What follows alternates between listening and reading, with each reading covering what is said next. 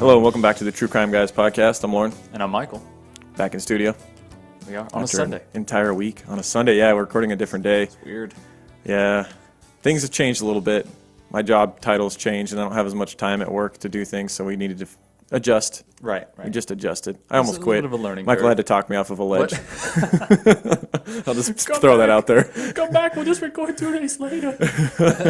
Nope, I'm quitting. I'm done. Can't do it as good. Friday or nothing. If I can't do it all, I'm going to quit. Yeah, I'm a roller coaster. Michael knows this. That's all right. We're working through it. We are. I'm an emotional wreck sometimes. But I'm glad we're here. I'm glad we're recording them. And that's Michael is the yin to my yang. That's right. You know, I'm the guy that's just like so emotional. He's just like, dude, it's cool. We'll just keep going. It'll be fine. Just don't do anything drastic.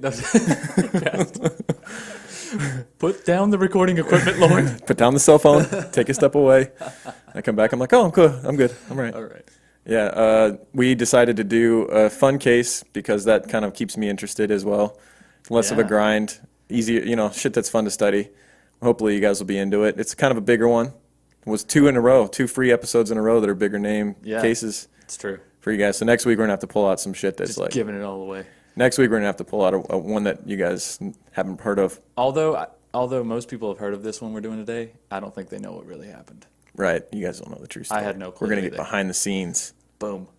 In the 30s. The real story. The real story. We listened to like a freaking 18-hour audiobook on it, so now we're experts. We're experts. Well, Michael did. I listened to about 6 hours of it. And the title book said the Ain't true nobody got time for story. that. What? Let me plug the book right quick. Before we even get into the show, you want to plug it after this awesome intro that you made? Okay, let's plug it after the intro. All right, let's plug it after the intro. Let's get into it. All right. He's got a reputation in the village, known as a dude, a daytime dude. He would never do in New York City, but in his own hometown. He's a devil, he's a devil, he's a devil in his own hometown. On the level, positively, he's as funny as a clown. He's been to 5 state feet, thinks nothing of it. His pants all free, red vest above it, and when it comes to women, he's a devil, he's a devil.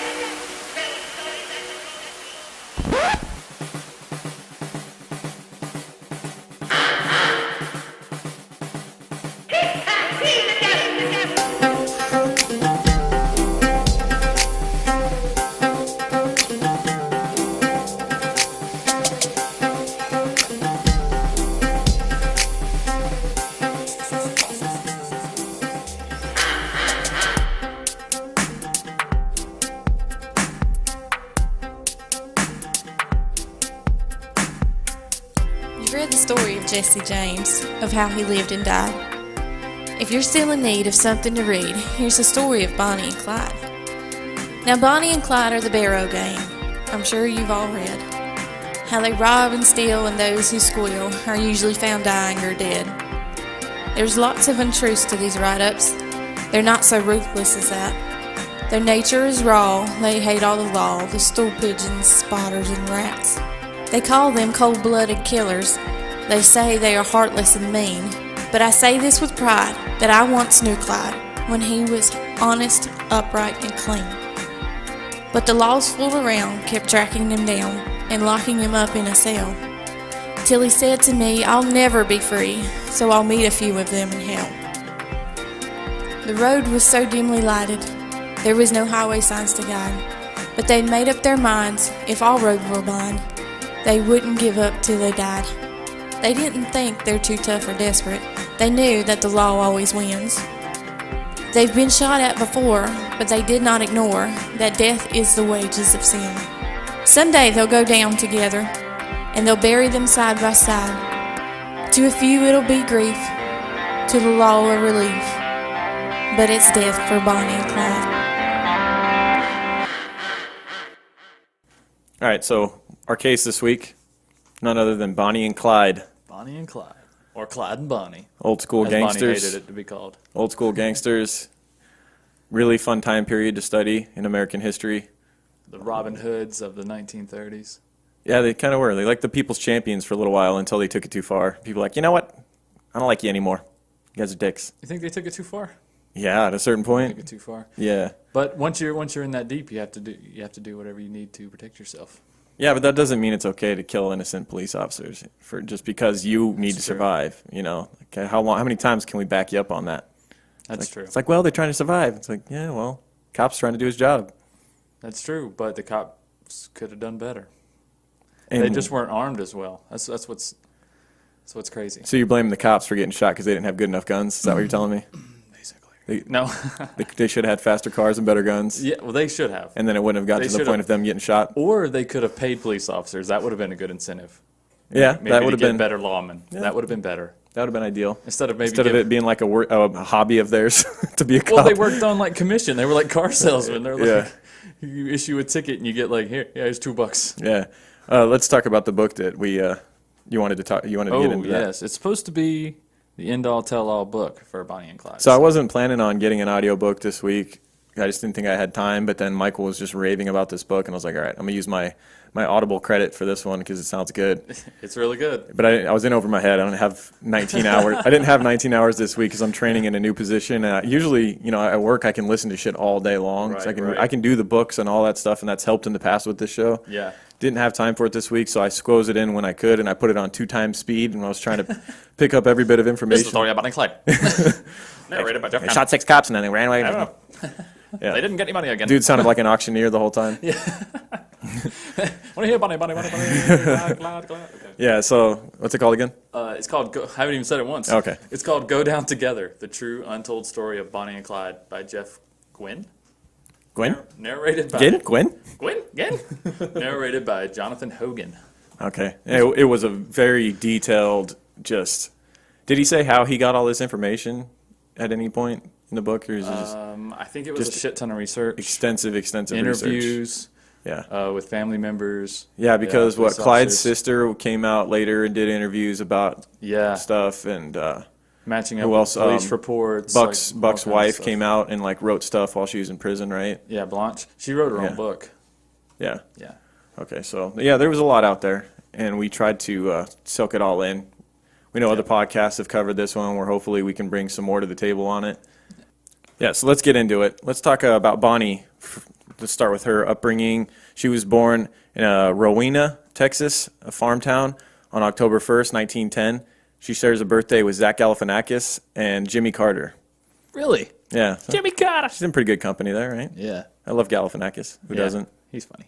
Yeah, some people hate on him. I don't get it. You gotta be a fan of that subtle humor. Yeah. Yeah, that real petty shit. Right. Her dad, Charles Parker, was a brick mason, so they were considered a higher social class. Her family was Right. kind of obsessed with being in that class too, weren't they? Especially her mom. Her mom was really obsessed with it. Her dad kind of became a brick mason because it's guaranteed work. Mm-hmm. You're not like a farmer like the rest of the people that lived in West Dallas or whatever. So, whose income was controlled by the weather. Yeah, farming. Yeah. Yeah. So So a lot of what kind variables, equipment which you we'll have. see throughout this, that the variables that can be with farming. It was a rough time to be a farmer. Oh yeah, probably like the worst. Yeah. Bonnie's mother, Emma Parker, was a proud and arrogant woman. She loved to show off her family, gloat about her children. Bonnie had 2 siblings, a brother named Hubert and a younger sister named Billie Jean. Right. And Hubert went by Buster Busta. for pretty much the rest of his life. Emma made sure her family was the center of the social scene. The Parker family life revolved around the First Baptist Church, very religious. It was one of those things where her mom was like, no cursing, and it was very Yeah. strict, right? But it was all pretty much for show. Yeah, Because I hate that. a lot of real diehard Christian families during that time they wouldn't allow anything secular in their home. Mm-hmm. But Bonnie's mom wasn't like that. She didn't care what they did at home in closed Right. doors. You can listen to rock and roll, or you can listen to watch whatever shows, or listen to whatever radio But in stations, or whatever public, you want. you But best in be- public, yeah, you better be dotting your I's and crossing your T's and all that shit. We're at church. Yeah, and so at the age of 3, Bonnie was picked to sing a hymn in front of the. Is it hymn? Yeah, him. Okay, in front of the congregation, and Right. she shocked everyone when she started singing a honky-tonk song called "He's a Devil in His Own Town." And that's what you get for letting your kids listen to secular music right, when they're at home. right, backfired on you. Now in public, He's the she's devil in his own hometown, which I played a version of that for the intro. If y'all guys didn't catch That's that. what that weird song was. Yeah. Yeah. Was that Bonnie actually singing during No, that? no. Okay, I didn't think so. No, that It would sounded be old way enough too to be. cool.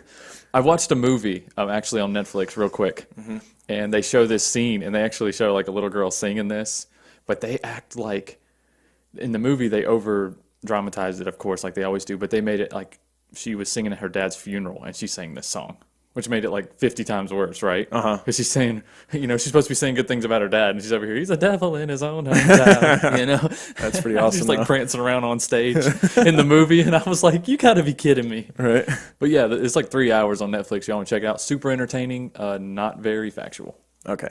Just a heads up then. Boom. Yeah. When Bonnie was little, her uncle taught her to swear. She went to her father and started cursing at him. Immediately. This is a moment that I know is going to happen with my children, and it's going to be like, okay, do I laugh? Because it's going to be funny. Yep, it is funny. It's gonna very be funny. Depending on the context, I guess. If kid comes up cursing at you and saying, I fucking hate you, then it's probably not going to be funny. But it's funny later still. if your kid is walking around, stubs his toe and goes, shit, it's going to be funny. It's going to be real It's going to funny. be funny as shit. Can you do that one more time for Snapchat, please? Seriously. So her dad wouldn't spank her because he thought it was too cute. So that's probably what I'll be in the same boat. Yeah, my wife was reading over this timeline with me, and when she read it, she just gave me this glare because she swears that I treat our youngest daughter that way. Oh, really? Yeah, well, She's so cute. I guess Bonnie's dad would spank his son Buster though for using the word darn. So it's kind of unbalanced a little bit. Well, Buster needs to watch his damn mouth. He doesn't say it in Watch such his a darn mouth. or he needs to say it cuter. Yeah, he does. Don't go around fuck. Oh, Bonnie, come here. You fucking little sweetheart. So adorable.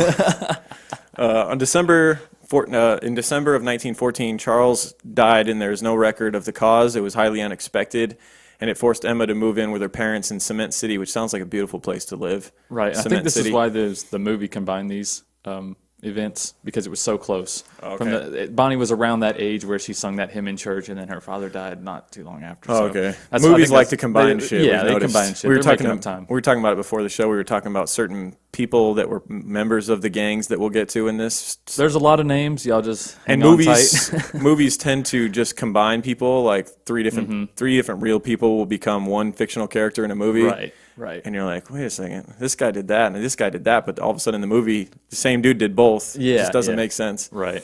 But we figured it out. Emma was forced to get a job. She became a seamstress at a factory making overalls, making an estimated $9.50 a week. Not bad for that time. $9.50 a week. Yeah. Do you know what that breaks down to per week? It breaks down to Probably like a couple $100 $9.50 a week. No, I'm saying like in today's dollars, it would be what, a couple $100 maybe? Maybe more than that. Maybe. Yeah. We'll just guess and say a couple $100 a week. Okay. Just throw that shit out there. I don't know. Inflation, bro. What year was this? 1914-ish or Yeah. 1915? Yeah, I'd imagine that'd be quite a bit of money. $9.50. Yeah. In 1915, probably. Or you could go to the movies for like 3 cents, probably. Right. Was there even movies in 1914? Yeah.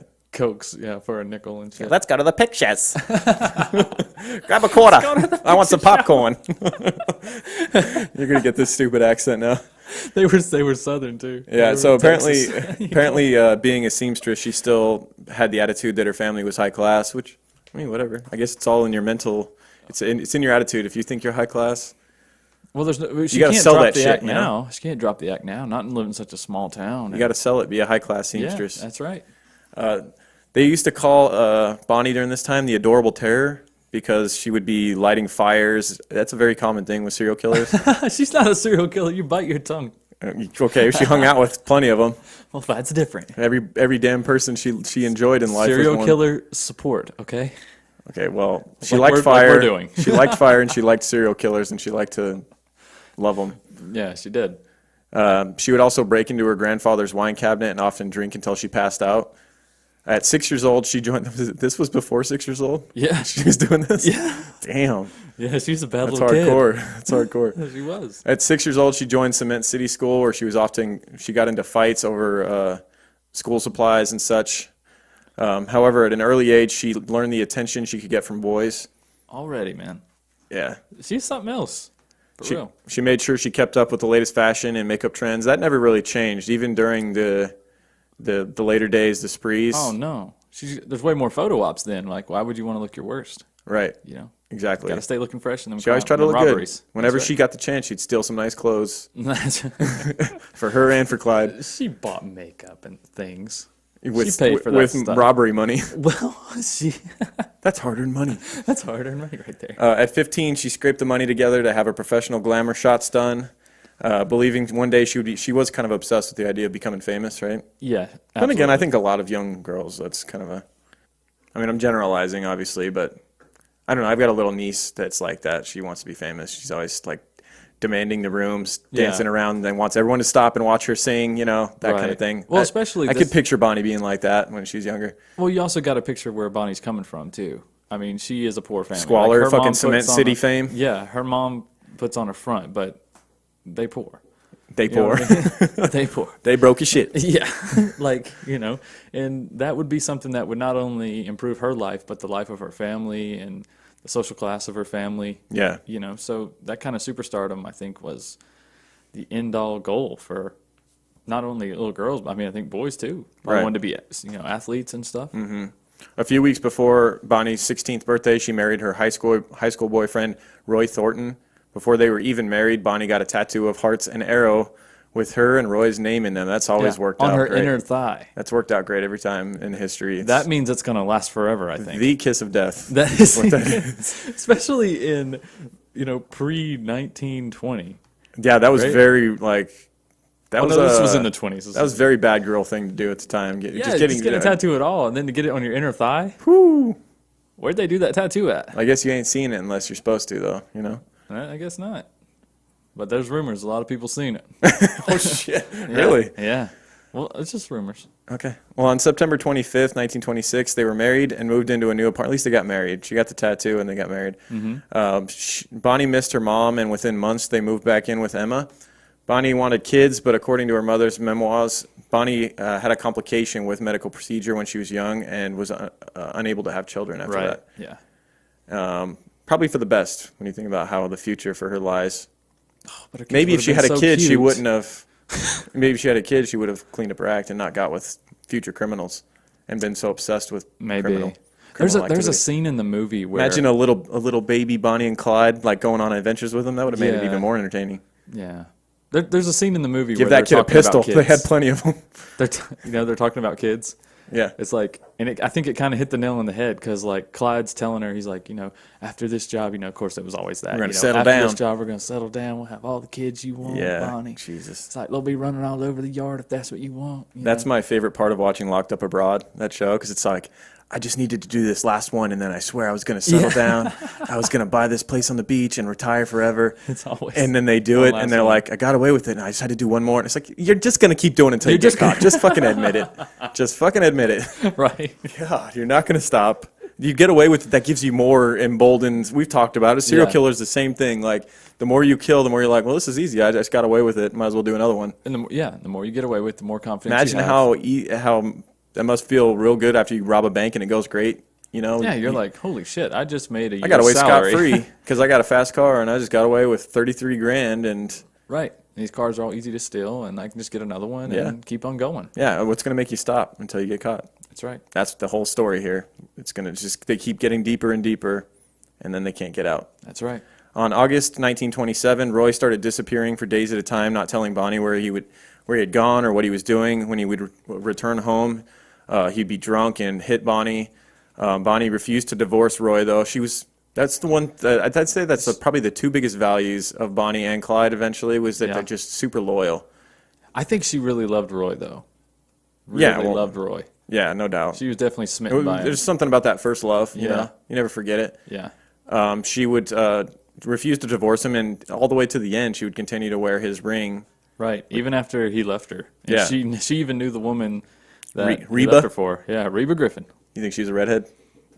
I don't know. There's no Reba. Just because it's Reba? There's no Rebas that aren't know. redheads in my mind. It's like all I could picture is Reba and her red hair. Yeah. And sassy, too. Yeah. Oh yeah, sassy Yeah. as shit. Sassy, right? It's Reba's. Yeah. Now with no husband, Bonnie had to get a job. She got a job as a waitress at a small cafe in Dallas.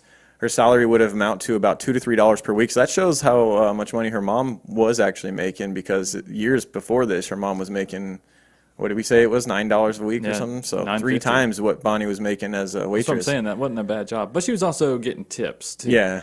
What do you tip back then? Literally like a nickel, I guess? No, like a dime was a big spending tipper. Holy shit. Yeah, a dime. Walking with Most a pocket people full would of leave- change like a gangsta. Most people would leave like, 2 or 3 pennies. That'd be your tip, for real. So do you think people actually made it rain change back in the day at strip clubs? Pelting Just them. getting hit in the eye with pennies and They shit. all got red marks. All the strippers got red marks all over them and shit. Getting pelted. God, that's crazy. No rolls of coins. What did I tell you, Roy? You know what's crazy? Growing up in Vegas, I still remember the days of the actual, like all the machines. When you'd walk in, it'd be super noisy because it was all quarters. Like, Yeah. ting, ting, ting. Somebody would win, and, you're just, ting, ting, ting, ting, ting, ting. And everybody had their Yeah. buckets they would carry around full of change. Yeah. That's crazy how much. There's very few coin slots now, only at the older casinos. Yeah, you can still find them, and it's pretty Yeah. cool to go. Like the one out near my house has still got Oh, coins. do they? Yeah. That's pretty cool. Now they give you a little damn ticket. It's kind of boring. Right. Yeah. But anyways, get back to Bonnie. Yeah. So she only made $2 to $3 a week, but she still had that look like she was upper class. And people often wondered how she did it. Definitely got that thing from her mom where she always had to appear Yeah. classy, all the way through the crime spree and everything. She always wanted people to like her and think she was a classy girl. but it it's, always- it's funny when you see the photos of her and she totally looks the opposite of that. But she has problems with the photos that we'll get into that. Right, right. But she had to been doing something extra is what people are getting at. Because she was always had new clothes. She never needed money. And a lot of times... Saying she was hooking? She may have been. That was because, with her medical condition, not being able to have kids, the risk is very minimal for her. And, like in the book, it mentioned that even the greatest woman had thoughts of it because times were that tough. And times were that tough. People that lived in West Dallas were living in campgrounds. Right. Literally in tents. Yeah. Literally. That's all they owned. Right. Oh, yeah, we forgot to get into this time period that they're growing up in, both Bonnie and Clyde. You'll hear it more in Clyde's timeline when we get there. Okay, but it's obviously right now in this story, we're hitting the Great Depression, pretty much the stock market crash of, what was it, 29? Mm-hmm. We're in January of 29 right now in Bonnie's timeline. Right. And so shit's hitting the fan. So if she's hooking, you almost can't even blame her. Hey, how you earned $1 is none of my business. It's fine. Right. Because, Throw you an extra quarter if you put my name, change that name Roy to Bob on your leg. Right. Well, that's a pretty simple thing. I mean, you put a little loop on the R there. Yeah. You can do something with that Y. Yeah. Put some put some tribal in there somehow, and you can connect it all together. It'll be fine. Wrap the end of the Y around, make a circle with A little it. barbed wire. Yeah. I think that's what you need. Yeah, that's great. In January of 1929, Roy came back to Bonnie, and she told him that they were through. A few months after that, Roy was arrested and sentenced to 5 months in prison for robbery. Yeah, Bonnie set him up. No. Right? I'll teach you. Yeah, so, I mean, that was her first experience with a man, and he was a criminal, and that wouldn't be the last. No. That's kind of her type, I guess. Bonnie never took off her wedding ring. We talked about that. She started working at a restaurant in downtown Dallas where she met a guy named Ted Hinton, who we will hear more about later in this story. It's kind of a weird coincidence. Yeah, Ted Hinton, I think, was also kind of maybe smitten with Bonnie a little bit. Yeah, there's a little rumor out there that he was into her. He was also portrayed that way in the movie pretty strongly. Yeah. At the time that she was waiting on him at the restaurant, he was a postman, but he would later become a Dallas County deputy. And that's why we will get more into him later in the story, because they cross paths again. Right, and he was recruited because he was so close to Bonnie. That Yeah. was one of the main reasons he was even allowed to become a deputy. Right. In 1930, Bonnie saw Clyde at a party and fell in instant attraction for him. I guess they met through mutual friends, which is how I'd like to think most relationships end up happening, Yeah, right? probably. Yeah. Nowadays it's Tinder, but like my wife and I met through mutual You friends. just swipe. Yeah, I swiped right and it was love after that. love after Wait, is it right or left? I don't even know. I don't know. I guess it's a good thing that I don't know, being married since well before Tinder existed. Bonnie introduced Clyde to her mother, Emma, but Clyde did not want to take Bonnie west to Dallas to meet his family just yet. Now, there's good reason for that, and that takes us to Clyde. Let's go into his backstory real quick. Clyde Bud Chestnut Barrow. Bud was what they called him, I guess, back in the day, huh? Yeah, it's like a nickname. Okay, he was born to Henry and Kumi Barrows. Henry, Clyde's father, was suspected to have reoccurring malaria. Yeah, so like he was like extremely sick. Yeah, But and it wasn't it wasn't ongoing. It was like he had these random Were they like fevers convenient? almost. Because it sounds like it was convenient. The first day of school, he got sick and was taken home, and then never went back. Never went back. That's real convenient, it. though. It's like, I'm fine, get to school. Oh, malaria's kicking in. Oh, I'm sick out of of here. school, I think. Right? It's like a kid playing sick. They didn't know that was a thing then. Yeah. Oh, you must really be sick, honey. Yeah. He would end up meeting and marrying Kumi Walker, a farmer's daughter who was raised in a strict Christian family. Kumi's parents beat her for any kind of sin and was not allowed to use makeup because it was for women who had low morals and were a prostitute. So, See? Bonnie liked makeup. yeah. Clyde was born March 24th, 1910. Yeah, you shared a birthday with The Undertaker and Peyton Manning. Fucking awesome company. That is. A couple of goats. Couple of badasses right That's there. right. The General and the Undertaker. The sheriff, right? No, the General. That's what people called Peyton Manning, or at least that's what. I thought he was the sheriff. Is it the sheriff? Yes, the sheriff. Okay. Either way, well, it's kind of that's even more ironic then, because Clyde would pretty much grow up to shoot sheriffs. Oh, that's true. So a Yeah. little weird. Quite weird. He would shoot. Peyton would probably be a sheriff back in that time. Right. His family was very poor. We mentioned how tough it was to be a farmer in those days. And due to boll weevils, they eventually moved to Dallas, Texas when their farm failed. That was kind of the last straw of it, though. I mean, there's a lot of stuff going on, like the Dust Bowl and then the new farm equipment. Oh my was God, yeah. So changing. during this time, So, there's like some crazy nature shit where everything just dust came in and ruined everybody's crops. yeah. Yeah, and then to add to that, you got the Great Depression, which is coming in a few years from where we're at in the story, and it just gets bad. All right, so families were basically migrating from the farms to go to the cities, Right. to try to find work because there's supposedly more job opportunities there. Clyde's family does just that, and then Right. his father is unable to find work where they lived in West Dallas, which was basically the slums, an area that was a campground, like you talked about, with tents and Yeah. whatnot. Most families were lucky to have a tent to sleep in. The Barrows slept under a wagon and relied on Salvation Army food. Yeah, the same wagon they rode there on. That's all they had. They had the horse, the wagon, and then We've had a few some- personal things. We've had some plenty of the cases where there was like rough upbringings. This one's pretty gnarly. Yeah. I mean, at least he's not being like loving physically family, abused. but- Yeah, he's not yeah. being physically abused. Like, I'll take this over Pansram's upbringing. I'll take this over Eileen. William Bonin. I'll take this. I think still William Bonin is probably the worst, Yeah, worst his one. was And then pretty you could put Pansram number 2, and then Aileen maybe 3. I don't know. There's some bad ones. There's some bad ones. Henry would collect scrap metal for money with his horse and buggy. Eventually, Henry saved up enough money to buy a tent for his family. Hitting Right. the big time, boys. Right. Now they We got us a tent. that's the tent. 2-story. Don't go on top though, just for storage. You'll fall through. Yeah. Then they started buying wood and materials to build a little shack on the lot. Clyde attended school until the age of 16. He wanted to be a musician. He could play the guitar and saxophone. How did he get a guitar and a saxophone if they were so broke? People just gave them away and shit. Oh, okay. He worked on his uncle's... Actually, Kumi was quite the musician as well, so Oh, she was may she? have inherited these, Oh, or okay. maybe she had them. Clyde spent most days during this time working on his uncle's farm, and his mother liked that to keep him busy. Right. Yeah, and she also it's rumored that she would send the kids there just to eat. Like sometimes they didn't have enough money, or like Yeah. they wouldn't, or the Salvation Army wagon would literally be empty by the time they got to their family. God. Or maybe had a bad scrap metal week or whatever. So like she would send them there knowing that they would always have food at their uncle's, and basically they would be working for him to help his farm, and then he would feed them.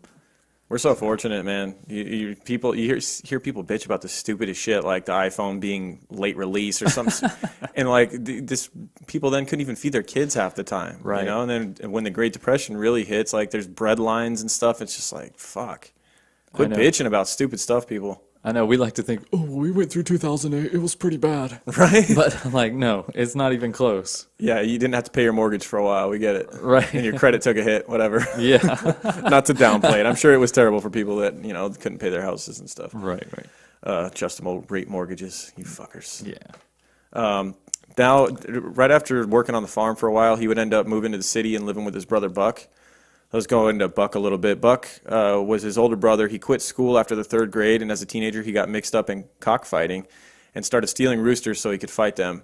Yeah, that's how Clyde's first run in with the laws. Yeah, so Of course they were small run-ins, yeah. but yeah. People talk about how Buck was a bad influence on Clyde. You can say that, but I mean, I don't know if he made Buck into or Clyde into what he would eventually be. I don't know. Buck was the first one in He the did family teach him to the really ways of the go in- Force, stealing. Yeah. Buck was the first one to do that. What's funny is like they describe Buck as such a like happy-go-lucky dude, Right. Like he's innocent to this whole thing, right? Like he doesn't even know that he's just carrying off people's chickens. You know, he's just like, "Hey, Mr. Anderson, thanks for the chicken." Thanks for the cock. He just goes skipping on down the dirt road, you know, fishing Right. pole in hand, chicken in a bag. Oh, that Buck. Yeah. Maybe it's the name. It's an innocent name. Oh, yeah. Buck. Oh, Buck. What trouble could he get Right. into? His real name was Ivan, I think. Really? Yeah. Hated it though. Never went by it. Buck would end up marrying a girl. Irvin. I'm sorry, Irvin. Irvin? Yeah. Buck Irvin? No, Irvin. Irvin Barrow. Irvin Buck?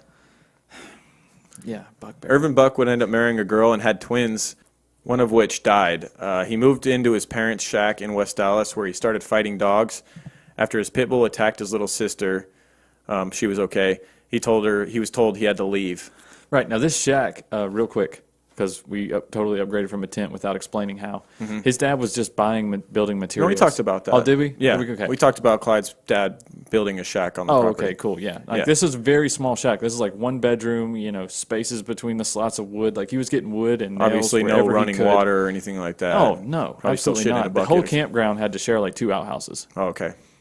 And yeah, so he was building this shack, and this shack will be part of their home for the rest of their lives, pretty much. So, Yeah. and it's just one room. Like we would probably call this a storage shed, Right. You know what I mean? Like this is one room, dirt floor, Yeah. walls that Sam blew through. Like, yeah, this is how they live. I And have then a- Buck wants to move in with them and bring a dog. Yeah, I have like a little building in the backyard for my well pump. They'd probably kill to have this little shack that I never go into. It just sits Oh, it back looks like a rock. It's so decorative. it's got a They'll window. never know we're here. Buck was a busy guy who ended up marrying again a girl named Pearl Churchley. They had a daughter, and the couple divorced soon after. Buck went back to West Dallas and started collecting scrap metal. That's so weird. Like Buck just had 2 kids running around that they say nothing more about in anything I could find. Right, like, he was a great dad, obviously, dad of the year. Because when he went back to West Dallas, he started becoming I think involved with the police and stealing and Well, right, but being I a think bad influence to his brother. I think it's because the mothers had more sense than to let him try to be a good dad. Yeah, I don't maybe. think he had a chance of being Yeah, a at a good certain dad. point, you're like, let's cut our losses. Let's forget he existed. Yeah, let's. Henry, Clyde, and his little sister became ill and were admitted to the hospital, and it was suspected that they had malaria as well. Right, like their father. Yeah, or yellow fever. Yellow fever. Right. On December 3rd, 1926, when Clyde was 17 years old, he was arrested in Dallas, Texas for car theft. It really wasn't, though. It was more of a misunderstanding. He had rented a car to drive to another town where his girlfriend was staying and try to reconcile with her, but kept the car longer than he was supposed to. We've all been there. Took it to town, and wasn't supposed to take it out of town either. Right. The car took, the company reported the car stolen. Clyde hid in the attic of his girlfriend's house where the police came to then arrest him. The company dropped charges when the car was returned by police. Here's what they didn't explain. How did they find the car? How did they find It's not him? like they had a GPS unit in the car. I guess How did so. they find the car? I imagine these are all like small, shitty towns in Texas in the 30s. So, I mean, maybe they have people that just drive around looking for him or something. I don't know. Like, because he wasn't supposed to be there. You see what I'm getting Yeah, at? I guess so. He would just had to went out on a whim. It was like, yeah, maybe he's over here. Oh, there he is. Oh, shit, there's the car right there. Right. He's probably in the attic, too. He's right you there know? next to Mayberry store. Hot damn. Now, Clyde's relationship with this girl would not last much longer. They would try to elope. It would fail, and they'd be done with each other. How for does good. your elope fail? Like, what did Clyde wanted to. She didn't want to, I guess. Oh, I thought they went up to the courthouse, and he was like, "When they ask you, honey, just say I do." And she was like, Don't? I forgot something. I- Oh, sorry, that was your one final chance to get married. you have outta to pay here. for another one tomorrow. Escort these people out. They are not married. Let the record be shown. Yeah. Shortly after that, Buck convinced Clyde to help him deliver a turkey as a job. Buck was hired for. Yeah, he was stealing those too. He was kind of a foul thief, if you will. A foul. Oh, God, that's bad, dude. That's terrible. However, At this time, he was. they got pulled over, and it was discovered that they had foul turkeys. Foul I don't turkey. fucking know, man. Turkey. They had a truck full of turkeys. Okay, and they weren't supposed to have these turkeys. Yeah. And the cop was like, You jab turkeys. pulled him over and was like, there had just been a crime reported from that town that he was coming from where a farmer had exactly that many turkeys stolen. At this point, to think that Clyde ended up in like the Hall of Fame for criminals, it's crazy to think where he started. You know, like with renting a car for too long and getting arrested for that, You and gotta then for start stealing somewhere. fucking turkeys. I'd say like if this is his first season as a rookie quarterback, he just threw like 5 pick sixes and like, you know, and then he ends up being in the Hall of Fame somehow. It's like you wouldn't see this coming. This is Although, I don't one of the think- great criminals of all time started out by like renting a car too long and stealing turkeys. Great criminal is a stretch. Yeah, he was kind of overrated. He was a really, criminal. ultimately. No, He was very a petty, overrated he was a when petty you learn criminal. about it. Yeah. Yeah. Very petty, very unorganized. Got to credit a lot of things he didn't really do, and then a lot of stuff was Yeah. done by the gang and not him. And Exactly. We'll get to it. But either way, like his name goes in the annals of, you know, criminals all time. Bonnie and Clyde, the infamous. Oh, yeah, sure. They're a cool story. But like I said, he started out by renting a car too long and stealing turkeys, and those were his first 2 arrests. Chickens first, man. Then you upgrade to turkeys. You can't just go straight to turkeys. Right? You went full turkey, bro. That's right. You go full turkey, bro. You need to calm down. Often being picked up and interrogated about crimes around town, this led to a hatred of the police on Clyde's part forever. It would end up later really coming to every time he would try to straighten out his act and try to get jobs and whatnot. We'll get to it, but the cops would always harass there him. was lots of times he tried to go straight, but he wanted to go straight in his hometown. Right. And he just had this reputation that, you know, the cops would harass him at work. Mm-hmm. So then he would either get fired or, you know, or he would have to quit because of so much law interference. Mm-hmm. You know, store owners didn't want that in their stores every single day. Yeah, I'm sure the cops were part of it was probably boredom too. It's like let's go harass that Barrow kid again. Yeah. Where does he work? Oh, he's working down at Jimmy's machine now. Let's go head on down there. You want to get lunch after we harass Barrow? Yeah, sure. Or before or after? It's up to you. It's on you today. In November of 1929, Buck would meet a woman named Blanche Calloway. She was 18. She was a pretty girl who the Barrows hoped would sway Buck away from a life of crime. She tried and tried throughout this entire story to no avail. She was the daughter of a preacher. Blanche was married at the time that she met Buck, but was separated from him. She nicknamed Buck Daddy and called him her baby. Which was pretty normal for that time. This is the second true love story in this story. You know, eventually you'll have Bonnie and Right. Clyde. We'll get to it, but Buck and Blanche, man, they were inseparable too. They were. And he drove her down a life of crime that she probably never would have been involved in if it weren't No. for Preacher's daughter, very meeting the modest Barrows. upbringing. Yeah. Yeah. And she tried and tried, and you got to feel bad for the way things ended up going for her. November 29th, 1929, Buck, Clyde, and a guy named Sidney Moore. This is something you'll see, it's reoccurring throughout this whole story, is that they bring in people and they'll do work with them, odd Right. jobs, robberies and whatnot, and then sometimes they just Well, disappear. there was a community of these underground criminals, and they kind of all helped each other from time to time. They had like their own little code, and Yeah. you know, if you needed a guy, you kind of went to this one area, and you're like, hey, you know, I need 2 guys, Right. like a contractor rolling up to Home Depot. You know Right. what I mean? Yeah, because you'll never hear this dude Sidney again after this event. They stole a car together and robbed a house. On the way home, they stopped at Motormark Garage, broke in, and stole a safe. Buck was shot in the leg and captured along with Moore. Clyde got away, and Buck would end up being sentenced to 4 years. So this is like the first. I believe this is the first big time like real crime that they like Buck and Clyde did together, right? Mm-hmm. Yeah, I would It's say the first so. time you hear Clyde being involved in something this serious. Right. It's other than stealing turkeys and rental cars. Yep. Clyde got away here from hiding under a house. Right. Which is something he liked to do. He was He was really good at hiding. This is He was a small guy. elusive quick, as shit, too. man. Yeah, You're he gonna was. hear so many times where he should have been caught, should have been shot, and Yeah. he's a slippery motherfucker. There's a lot of exaggerations about Clyde Barrow, but his ability to escape a situation yeah. was not exaggerated. It's very what's his name? It's very Walter White of him. You're just like, how's he gonna get out this time? And he just fucking does. It just gets out somehow. You just don't know. Yeah. His grandmother said that it came to him when he had that fever, when he got sick with his sister and his dad, you know what I'm talking about? Yeah. And his grandmother was there and said that he had a gift that he had obtained when he was in that mini coma or whatever he was in when he was unconscious. And when he came back, she said he had like a third eye or something, like some kind of mystical shit. And He's the three-eyed raven. Is that what you're telling me? yeah.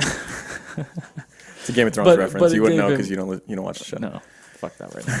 And he was like, and then they used this instinct. He used this instinct for the rest of his life, supposedly. So I'm going to have to do, I've been doing Photoshop pictures and putting them on our Patreon. I'm going to have to do a three-eyed raven Clyde Barrow picture now. Oh, great. It's going to be golden. He's going to be sitting on a tree branch with a third eye on his forehead. How dare you disgrace I Clyde. can already picture it. It's going to be great. Yeah, so where were you with that thought before I interrupted you? Oh, I was just saying he did have some sort of a sixth sense, it seemed. Oh. Some kind of instinct. It's hard to He knew a explain. situation. There were some areas. Reason doesn't explain the ability to how many sticky situations he got out of. It just He could drive, too, though. he could drive, but he just And he there was picked times where badass cars. there's times where the police had like whatever building he was in surrounded, and he would fight his way out Yep. and escape. Yeah. And not only that, there was times where like he'd be driving along and like he'd be the only one that would see some like a police officer sit in the distance, or Yep. he'd be the only one that hear a tree branch break Yeah. and like all know that there was people sneaking up on him. Yep. We're gonna get to those situations in this story. And it was always him. Yeah. It's There would funny. always be a whole gang, and always be Clyde that saw the police approaching first. Yeah. And he had that sixth sense, man. He was also always sober, too, while they were out. A lot of the Okay. gang would be drinking. They had their own personal flasks and whatnot, but Yeah. Clyde wasn't that much of a drinker. Oh, okay. He always felt like he had to be sharp all the time. He took a lot of responsibility on himself. Yeah. Now, in January 5th, we get into the moment everybody's waiting for. January 5th, 1930, Clyde, 21 and unmarried, met 19-year-old Bonnie Parker. Now, we kind of talked about it in her timeline. In his timeline, this is when he met her. Right. And at this time, she was technically still married to Roy Thornton, who we mentioned earlier. But Roy was in prison at the time because he was also a career criminal, which we also talked about, who will later be shot in a prison break in 1937. Okay. So Does that prison break happen to involve the Barrows? it might. It may or may not. Don't they all? Yeah. Now, we're coming up on a time where there's a lot going on for Clyde. He's going full criminal. March 2nd, 1930, Clyde is charged with burglary in Waco, Texas, and sentenced to 14 years. Following that, March 8th, 1930, Buck escapes from prison and took Blanche to hide out in Oklahoma. Now, I think we have to mention that how often jailbreaks and escapes from prison and stuff happened back in the In the 1930s, in the early 1900s and in the late 1800s. Pan's Ram, how many times did he break out? Oh, yeah. It's just like we got these podunk little jails. We got cops that are working for fucking pennies, and it's like a hobby for them. It's like they usually have two jobs, and this is their second job to try and bring supplemental income in a little bit. It's like I was doing the podcast. It's like that's about the same amount of like. They take their apron off from the bakery and grab their gun and badge. Right. And head on Yeah, in they there. had to pay for their own guns. They had to pay for they use their own vehicles. It's Yeah, it's pretty terrible. very much pedestrians just being half-ass police officers. There's no formal training a lot of times. No, they couldn't afford it. And so the jails, they were much easier to break out. The cop would look the other way, and you just run out the fucking front door sometimes. Yeah. Pretty much. So Buck breaks out. He gets Blanche. They go to hide out in Oklahoma. Clyde didn't know about this, though. On March 11th, 1930, Clyde would end up escaping with a gun that Bonnie smuggled in. Now, Right, there's she a lot of was speculation visiting. on how she got this gun in there. How do you sneak a gun into a jail? One can only imagine. She actually put another belt, like the wide belts that they would wear like over their dresses at waist, Like a decorative height, belt? She put another one on underneath all of her clothes, Okay. and that held the gun in there. Oh, that's clever. Yeah. Then put the dress over, and then that. So unless she got basically full body search, they would not find it. Okay, because I've heard other people speculate in crude manners on how she got the gun in there. Yeah. So that ends that speculation. No, it wasn't. No. Okay, good. A little more respectful way to get it in. Right. On March 18th, 1930, so he escapes with the gun that she brought in. Right. I don't know how. Did he just like fucking brandish the gun and say, I'm out of here? Apparently in 1930, if you pointed a gun in anyone's direction, they just cowered to a puddle Probably a of good shit. idea because he would end up using the gun on many people and if they didn't cower, if they tried to fight. So he didn't stay clear of the law for long, though. Exactly a week later, on March 18th, he would be captured again in Middleton, Ohio, after robbing a train station and getting lost on back roads. They were caught because No, they literally drove out one way, and then they were like, holy shit, we don't know where we are. So he just turned around, he's like, we'll just backtrack until we figure out where we are, and they rode right by the cops that were still at the train station. well, it tells you though that Clyde would end up learning from these early mistakes because Yeah. from the future on, once road maps were created and like distributed, and you can buy them at stores and whatnot. Yeah. He always had a road map after this. Oh, yeah. This might be why, because he got captured getting lost on And a he back road. also always had Bonnie after this, who was the navigator, so Yeah. that played a big role. We'll talk about his driving. He claimed to be a badass driver, like borderline thought he was like fucking Mario Andretti. Yeah, yeah. He's been known to make some crazy U-turns at some roadblocks. Right. It's also hard to argue with his driving skills, except there's a couple moments where you're like, all right. I'm just surprised those little skinny wheels in those old Fords would stand up to it. Right. Those old cars. We'll get to more of the driving and whatnot later. Right. He was assigned to the Eastham Prison Farm, where most violent criminals were sent. Instead of getting work in the prison in town, he was shipped out to the farm because the farm's crop production was down. So he wasn't supposed to end up. This farm was like for like Worst of the worst. worst of the worst. Yeah. But bad luck, bad timing to go to that prison. He's alongside serial killers. Yeah. Freaking rapists, murderers. This is the slave labor shit that they were having him do. Just Yeah. all day long, labor in the fields, sun exposure, whippings, beatings, just like they were brutal on these prisoners. And then we talked about it with Panzeram, how the penal system back then was very unjust and very brutal to prisoners. They were like their property, and they would just beat the shit out of them. Right. These guards were given commands, and then they could enforce them however they wanted. Yeah. If they're like, make sure no one leaves the farm. Yeah. Ever while they're working. Okay, he can do that however he wants. If he's got a prisoner escaping towards the out, shoot him in the head. Hey, he didn't escape. Yep. Hey, job's done. Yeah, and this place was so miserable that guys would do that. Basically, suicide via prison Mutilate guard. themselves to get They would just take a other- run at it and get shot on purpose because Yeah. it was so miserable being at this place. But then they wised up and just started like cutting off fingers and toes, and Yeah. so they could get reassigned. Right. This is a Panzeram moment where it's like this really built in a new level of hatred towards like just government, police, justice system the in general. justice system in general. A lot of his family members and friends later on would say that this changed him forever. By the time he got out of here, he was a different person. Right, he spent 17 months here. 17 months, and during that time, he came across some bad hombres as well. Yeah.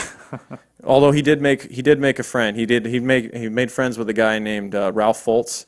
Now, they were actually on the bus together on the way out to the farm and struck up conversation. Foltz had just escaped and was being taken back to the prison farm and surely going to be dealing with some severe punishment for having tried to escape. Oh, yeah, he was beaten and harassed in front of everybody. Yeah, from there on out, Foltz was basically just getting...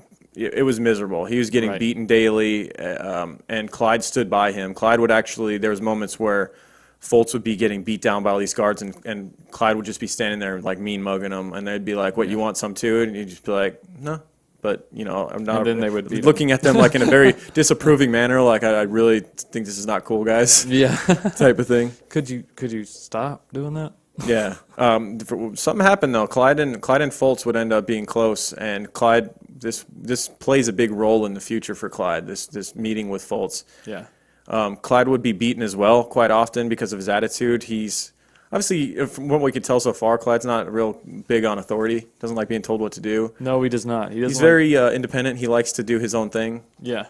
All the way through this entire story. Yeah, there was a lot of speculation that a lot of the jobs he didn't keep was because of confrontations with his bosses, not so much because the law was...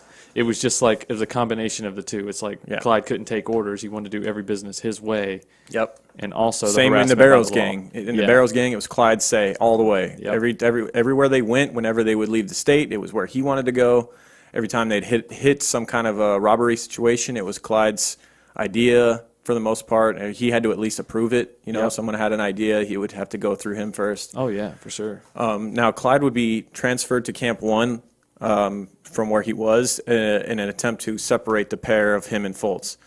There, he ran into a man named Ed Crowder, who His was... worst nightmare. Yeah, he was a building tender, which was an inmate appointed to keep order through whatever means necessary. So if you became a building tender, you were an inmate, but at the same time you had new privileges. You could pretty much beat up the other inmates to keep order.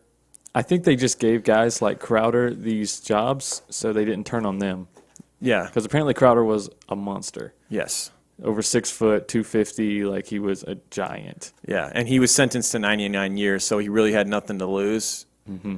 And he preyed on Clyde because Clyde was a smaller guy, and he was basically sodomizing, raping Clyde repeatedly, along with holding other him inmates down. as well.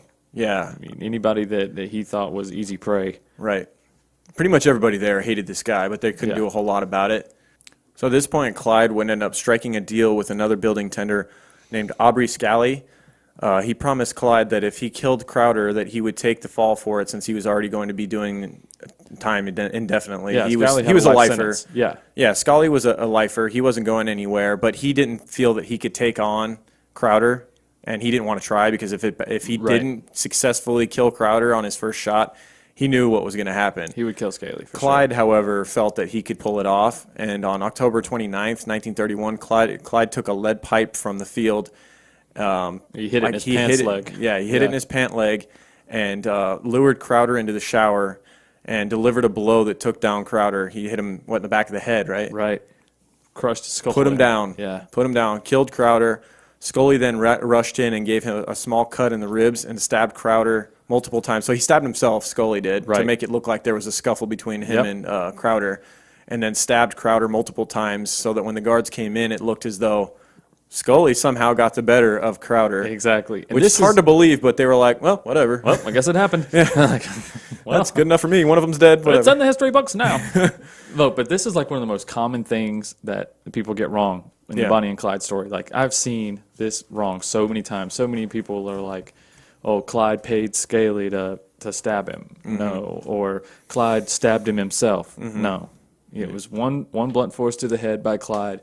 Scaly came in, added a little extra jabs, put one on himself, and then that's how the cops found him. Clyde was nowhere near, but Clyde was the killer. Yeah, and Scully and Clyde couldn't have even imagined this working out as well as it did, because Scully would not even be charged for this. They would end up considering this self-defense, because Crowder, he had such this reputation as a badass, and he was way bigger and everything, and it's like, well... Like I said, the guards were probably scared of him anyway, so they're like, this is a relief. Right? We don't have to have this guy beat up on the other inmates anymore, because we're afraid of him. Yeah, exactly. They probably had him doing that just because they didn't want to deal with him, right? Exactly. That's what I'm saying. That's what I said earlier. They're giving him responsibility. Yeah. In November, Bonnie stopped writing to Clyde and started dating someone else. I guess the letters started becoming less and less as far as coming into Easton Farm to Clyde, and he started getting worried about it, and then eventually just stopped altogether. Now this made Clyde just want out even more. He's like, hell no. Right? This isn't not going to stand. Kumi and Henry acquired a small plot of land during this time as well. So we're kind of trying to keep track of what the other things that are going on. Right. While he's in prison, his family gets a small plot of land. It's kind of like two plots together, right? Yeah, and his dad, basically, that shack that he built, took that shack with him. He's like, this is my starting point. Threw it on the freaking wagon and took the shack. Yeah, so he took that shack and added on to it. They would end up turning it into a service station. They would get the okay from an oil company and make their own little gas station. I think he got a grant from that oil company, more or less, to start, and then he would sell their gas there. It ended up being more of a front, though. They weren't going to be making a whole lot on selling gas at the place. What they were doing was selling whatever they could. Liquor. It was like a trading post. His dad had a moonshine still. Yeah, so they were selling moonshine, fucking clothing, anything they could sell, pretty much. And then on December 27th, 1931, Buck turned himself in. So he'd been getting pressure from Blanche, which was his wife, and his mother, Kumi. Right, Clyde's older brother, Buck. Yeah. Yeah, Clyde, his brother's getting pressured by Kumi and by his wife, Blanche, to turn himself in because he had escaped from prison, as we mentioned earlier. Yeah. And Blanche, being, a good woman, she didn't want this hanging over their heads. She wanted to start a real life with Buck and not have to worry about him getting caught by the law and brought back to prison. She suggested that he go back to the prison he escaped from, walk up to the doors and tell them, look, I'm back to finish my sentence. And that's what he did.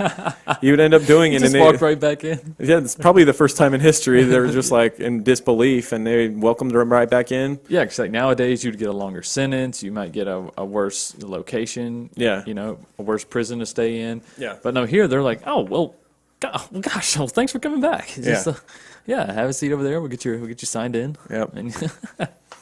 Yep. Now, Clyde, miserable on the farm while all this is going on, takes matters into his own hands, seeing that he's not going to be getting out of here anytime, or at least thinking that, would have a fellow inmate use an axe to chop off his own toes. And then one of them, his big toe is gone, right? Big toe in the next one. The next one, like partially, most of the way gone or something like that. So he lost like 1.5 toes, but the big toe of all, so he had a limp forever on after this. Dude, always take the pinky out, right? You need the big toe way more, right? Yeah, the big toe is your support, man. That's your support toe. Right, balance. Yeah, the beast, man. If I had to choose one toe, I'm keeping the big toe. I'm keeping the big one. Right? It does the work of like 3 other toes. It's the Crowder of toes. It's- Or maybe he didn't tell him to hit that one. Maybe he just did it on accident. He goes, Right. "You motherfucker, that was a big toe. God damn it. Right. See if I ever give you my cornbread again." You gonna eat your cornbread? You ever seen that movie Life? Yeah, that's what I'm Love that referring to. Unbeknownst to Clyde, though, this bad timing on Clyde's part, he chops off the toes in an attempt to get transferred out to like a medical facility and then get off the farm Yeah. and just become a normal inmate at Eastham Prison. But unbeknownst to him, his mother and Bonnie had been lobbying for his release, and they would convince the governor to give Clyde a parole, and there was no need to cut off his toes. Just 6 days after that. Yeah, so less than a week later, he would have gotten paroled anyway. So cutting off his toes, totally unnecessary. But, he got a cool limp after that. He got the gangsta lean. Oh, okay.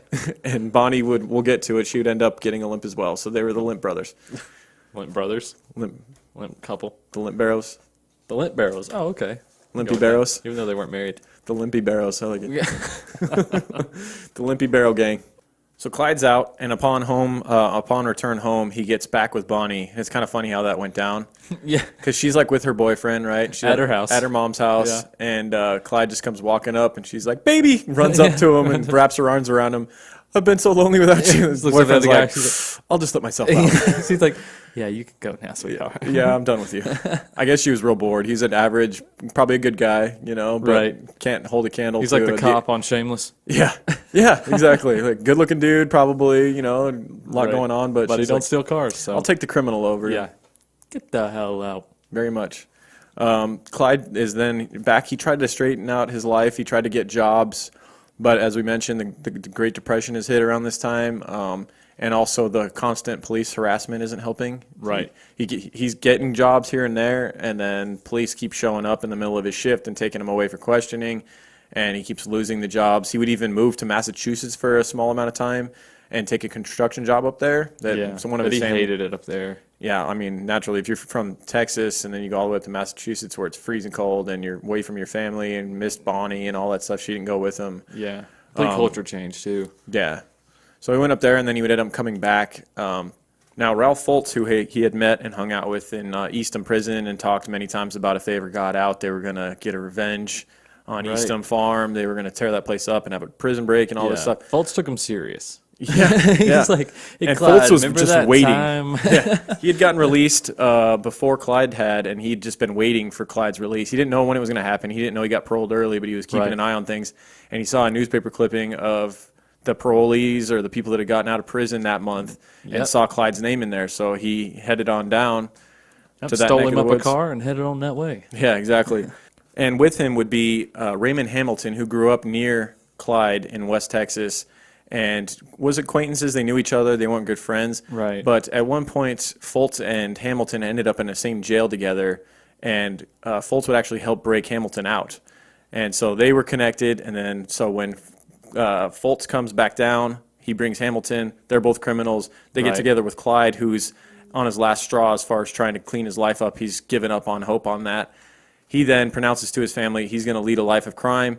He's going to go take down Eastham Prison, get revenge on it, and he's done with trying to be a good citizen. It's never worked out for him, nor has it seemed to even work out for his family. The best they could do is like muster together a shack that they built by hand, and Right. their farms fail and everything fails. And That's why they were conceived as such heroes, right, or perceived as such heroes, because they, there was no trust in the government They were during this time fighting back. for Yeah. normal citizens. or in the law. Right, in the Yeah, law, nobody trusted police Yeah. or government officials of any kind. Like yeah. so they were Bonnie and Clyde were kind of fighting back. Yeah, and Bonnie she tells her mom, because her mom's always totally against Clyde, her being with Clyde. She wants her just fine. She wished that Bonnie would have just stayed with the previous boyfriend, who was not a criminal for Right. once.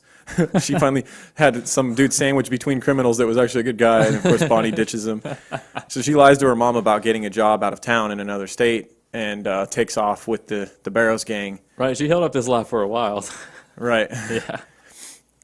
The gang's first robbery would end up being a failure. It was Clyde, Foltz, and Hamilton. Clyde had an idea to hit the Sims oil refinery, and he thought there was going to be like one security guard. There ended up being 4. They had to tie them all up. They got in there. They cracked open the safe, and there's nothing in there. Nothing. Wah, wah, wah.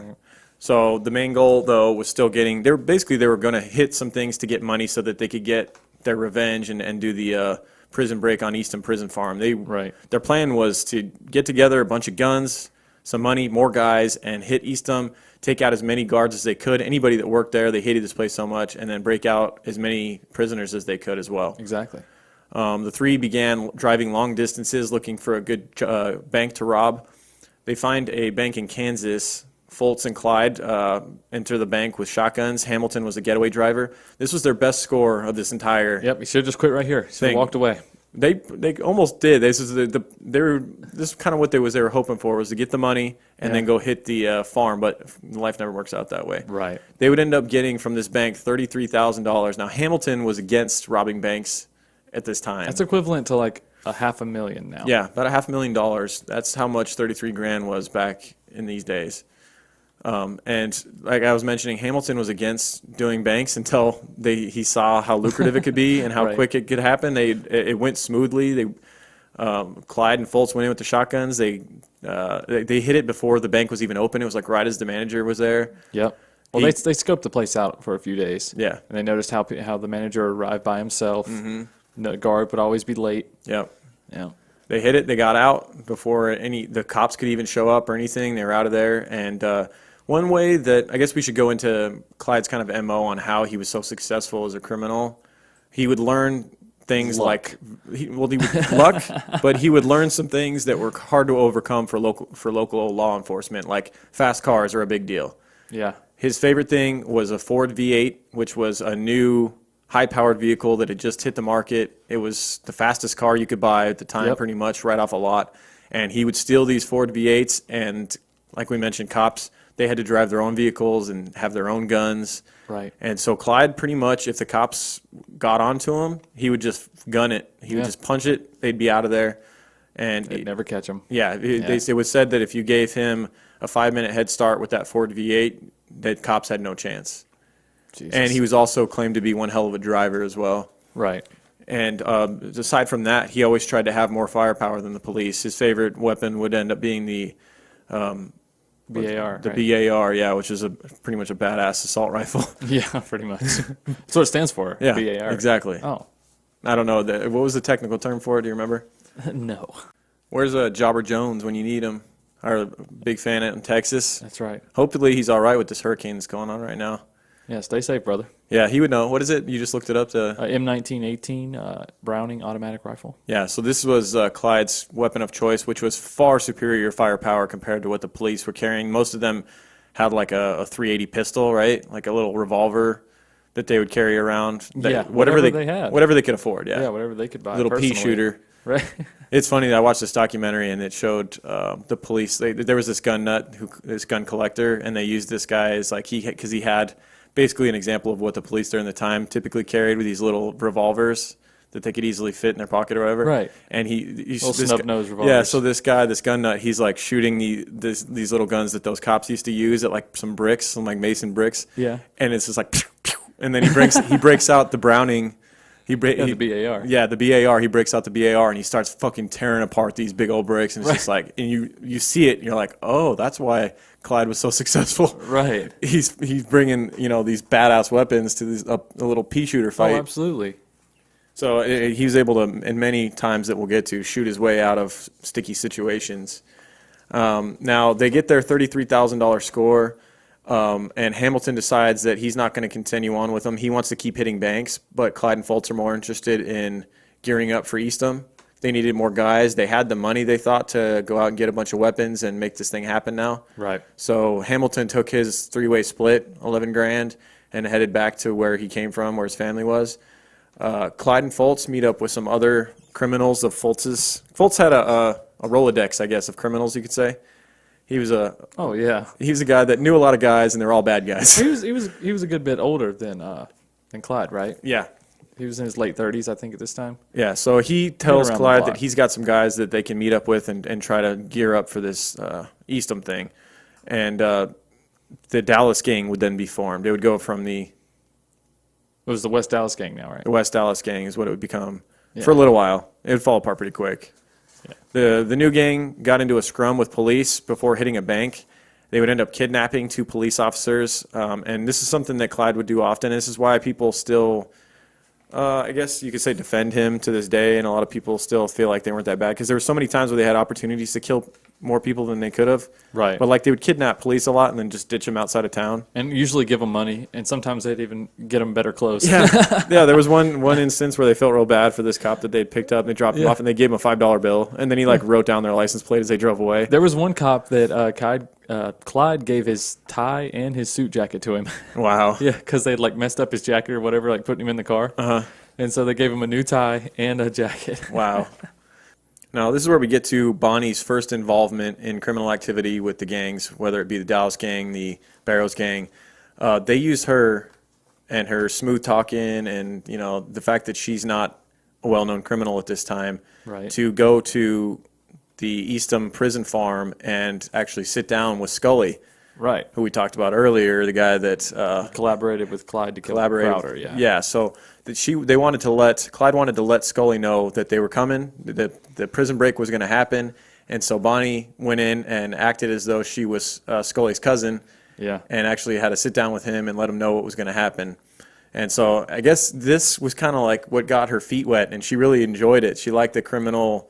I guess Yeah. she got a high from it, and so then she decided she was going to start participating a little bit more in their shenanigans, I guess Oh you yeah. could say. Right. Absolutely. The three then stole some cars in Kemp, Texas, and her involvement right away, I think she started to regret it. Yeah. You think so? She's like, oh, this isn't all it's cracked up to be, because they stole some cars in Kemp, Yep. and it became a big ordeal. There's a posse you see a lot with posses now.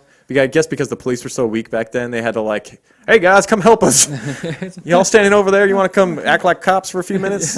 Do you need a gun? Yeah, so they're in this town, they steal some cars, and they end up, Clyde ends up doing one of his famous U-turns, flips a bitch because they set up like a roadblock. Apparently. He ends up taking a dirt road, and it's raining, and they get stuck in the mud, and they're stuck out there for hours. Yep. And their big, heavy V8 car is part of the problem. In the mud, it doesn't do so well. Right. And so the little cars that the law and the posse were using end up catching up to them in the mud. They're out there for a while, and Bonnie's miserable. Right. And Clyde takes a run for it. He's like, all right, I think it'd be best if I'm all of able us to, didn't get caught would be better. yeah. So I can't bust you out if I'm in there too. Yeah, I mean, So Bonnie, you go ahead and take the fall. I know you're just getting into this criminal thing, you but got your heels on. I don't think you're gonna make a good run, anyways. Yeah. Let's just be honest with ourselves, honey. yeah. All right. So he takes a run for it. Of course, being Clyde Right. Barrows, he gets away, and Bonnie and Fultz are taken in. Now Fultz is recognized as a guy who was involved in an earlier kidnapping, and he gets kind of the book thrown at him. He's given a long sentence, and Bonnie is awaiting a hearing, and she's hoping to. Basically, what ends up happening, we'll get to it, but she's right now in the story. She's waiting to see what's going to happen, but she's in jail, Right. not digging it so much.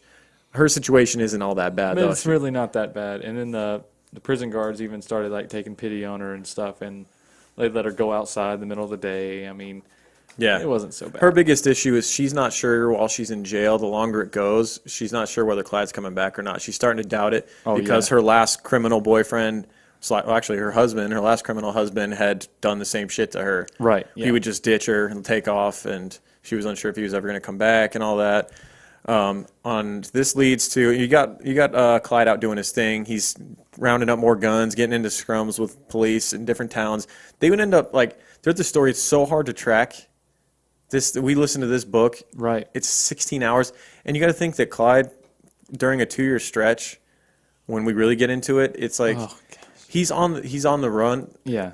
Like 365, like every day of the year, Right. he's on the run, and the only way that he's making it through it is by doing small-time robberies. And that is one of the biggest misconceptions about them, is that people think that they hit these big robberies and had all this cash and lived these lavish lifestyles. Nah, they were hitting corner stores for like $5. Yeah. just enough to eat every and day, keep slept in their clothed and- cars, shit behind bushes. Like Yeah. they weren't living lavishly. County to county, state to state. I think it was like 11 different states they committed crimes in. Yeah, it's not the romantic fairy tale people make it out to be. They were driving up to like 1,000 miles a day at sometimes, which I thought was impossible. We did the math; it actually is possible because Yeah. that's averaging like 40 miles an hour, and he was out. Yeah. He drove like a maniac, so he was probably doing Yeah. 60, 70 for hours on end. On April 30th, 1932, during a shop robbery in Hillsborough, Texas, a shopkeeper was shot and killed. Now, this was one of those moments where you have a couple new guys, probably guys that Fultz hooked Clyde up with, joined the gang temporarily, guys by the name of Russell and Rogers. They went in, they were going to plan on hitting this little shop and hit the safe. Like, I guess Right. the plan was it was closing time, around closing time. It was already closed. Okay, it was This closed. is the middle of the night. But if you come and knock, like, you can. A lot of shopkeepers lived on the same property as their shop. Mm-hmm. So they'd be sleeping next door or above it or whatever. And a lot of shopkeepers, if you would knock on their door in the middle of the night, they needed money so bad they would sell you something. Right. So they just basically asked, I think it was to buy some guitar strings, Oh, okay. believe it or not. Yeah, I think they said, we need to buy some guitar strings. And, the shopkeep went down there, opened up for them, and they figured it'd be perfect because there's no witnesses and, no other customers in the store, and he's by himself. So Right. Now, it was the reason that Clyde stayed in the car for this one. Usually he's in the robbery. Like, he was a hands-on guy. He liked to be in the action. Right. This time he stayed in the car because they had been in the shop scoping it out earlier in the day. And the wife of the shop owner was giving him looks like she recognized him almost. Right. And so he felt weird about it. He stayed in the car, and then it went badly. They went and knocked on the door. A guy let him in. He told him to open the safe. The guy tried to pull a gun on him, and one way or another, the shop owner ends up dead. Rogers, one of the two guys that Clyde was working with, shot him and killed him. And so, Yeah, well, the Rogers thought that he was reaching because he also had a gun in the safe, and he thought he was reaching for the gun instead of the jewelry. Okay. Is the supposed story? right. So Well, we never know the truth because it's coming from either the criminal or a dead guy was there. So, Right. the shop owner that got killed. well, so. the wife said that she had seen what happened okay. as well. And the wife, Clyde, was right about his thoughts on her recognizing him because when the police came to investigate the murder, they showed a photo lineup which involved Clyde, and she pointed out Clyde as being involved Yep. in this. Yep. And so he would then have a reward put out on his head. The police were looking for anybody to give them information. They were looking for Clyde because they thought he was involved in this murder. I think what happened though, more or less, was they showed her headshots of suspected criminals, and then was like, "Does anybody look familiar to you?" I don't think she saw Clyde that night. Right, but she didn't saw him have that an day angle to because see they'd him, been but she saw him scoping it that out day. earlier. So basically, it's the cops that made the jump to go, "Oh, he murdered involved, him." right? He was there. Oh, that Barrow boy. Yeah.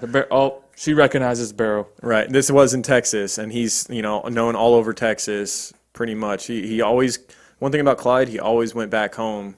He would go state yeah. to state, but he always went back home. He was a family man. Yep. Both him and Bonnie were both big on their family, and no matter how many cops were after them, no matter how many murders they committed and whatnot, they always went back from time to time to meet with their family. And Clyde would always have a story about how it wasn't really his fault and how it went down. It was just unfortunate. Every time, yeah. Every time he would give them a ruse.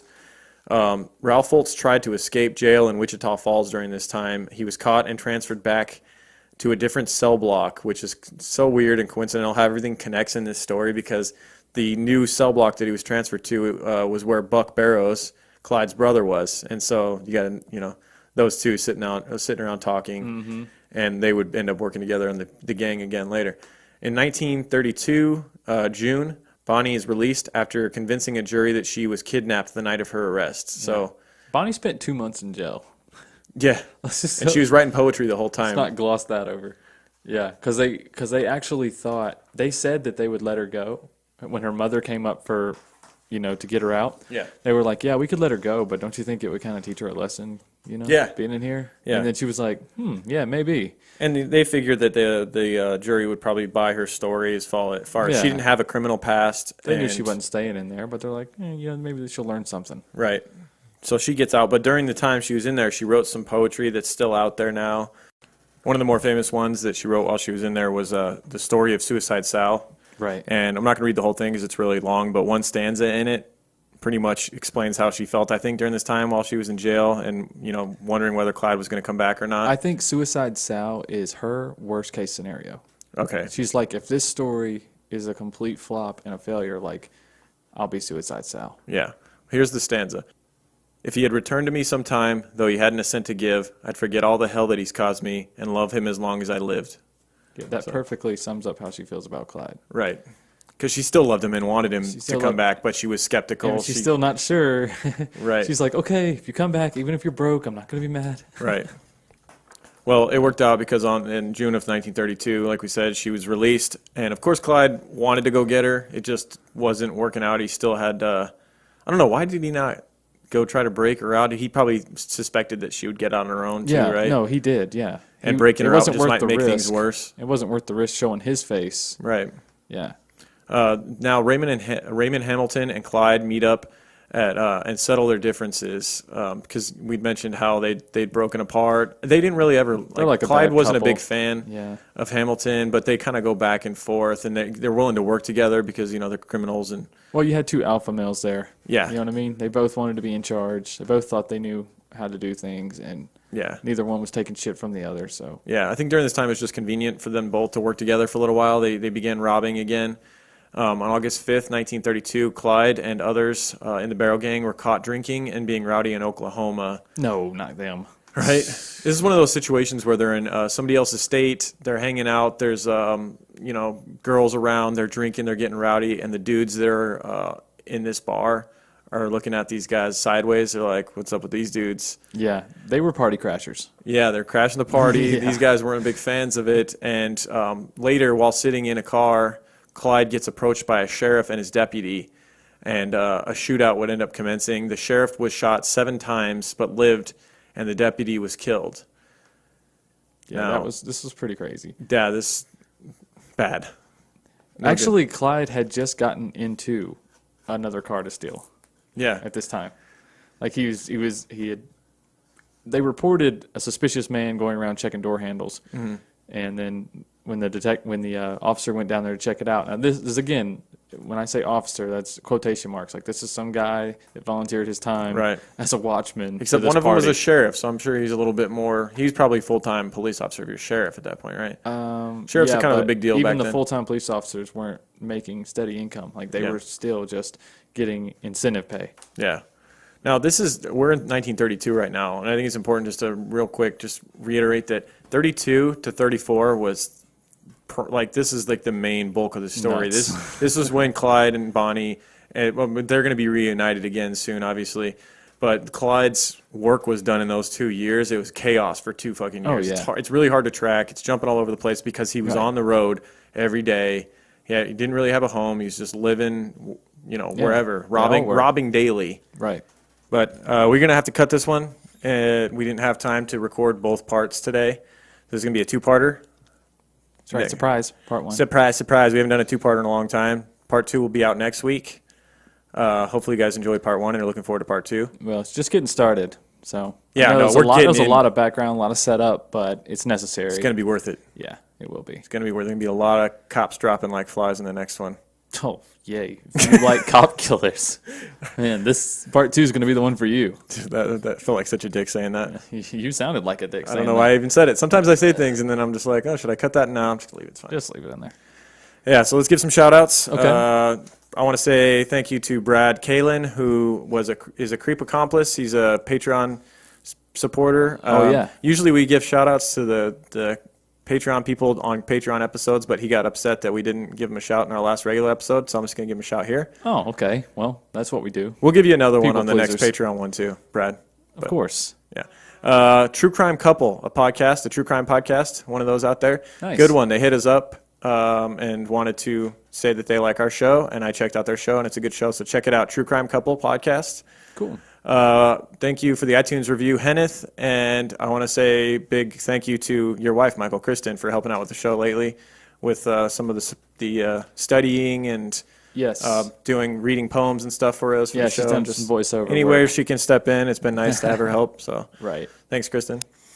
Any shout outs on your end or I do not. nobody in particular? I don't have Everybody out there, we love you all on Facebook. They get to love everybody on the Facebook group. Yeah, thank you guys so much. Yeah, the private Facebook group. We It's wouldn't have pretty been, cool. we wouldn't keep going. This is not always all that easy to do all this studying and stuff. But you guys make us keep striving, That's right. Striving for greatness. striving and driving. Striving for mediocrity. Exactly. TrueCrimeGuys.com, at TrueCrimeGuys on all social media. Facebook, you can find the closed Facebook group for all your discussion needs. Right, and if you want to check out our store, you can go through Facebook, click Shop Now. Or on our it's website. You can or find on it on there, Redbubble, yeah. But it's on redbubble.com. You can search True Crime Guys. Click on designs. We got a bunch of new designs in there. We got stickers. If you go to our website, truecrimeguys.com, and click on stickers, you can donate whatever, just a couple bucks, and I will personally mail you whatever stickers you want. We got the Creep band. We got the old Creep band. Yeah, we got the classic Creep band, and we got the Let's Go Do Cult Shit stickers. So Right. send us a few bucks, and I'll send With you our one of goofy each. Or caricatures on it. yeah. Anything else? Patreon. Patreon.com/True Crime Guys. We got another Patreon exclusive coming up here in a couple weeks. Oh, and guys, if you're a new Patreon and you have not received your gold sticker within like a week and a half, hit me up. They're coming. They're coming. We had to reorder. That's a good sign. Yes. We initially ordered 100 and we're out, so we had to order another 100. Yeah. So if you've been a patron for a couple weeks, hit me up if you don't have a gold. If you're $5 or above and don't have a gold sticker, let me know. Right on. Well, that about does it. See you guys next week for part 2 of Bonnie and Clyde, the crazy adventure of the OGs. That's right. And keep creeping. Keep creeping.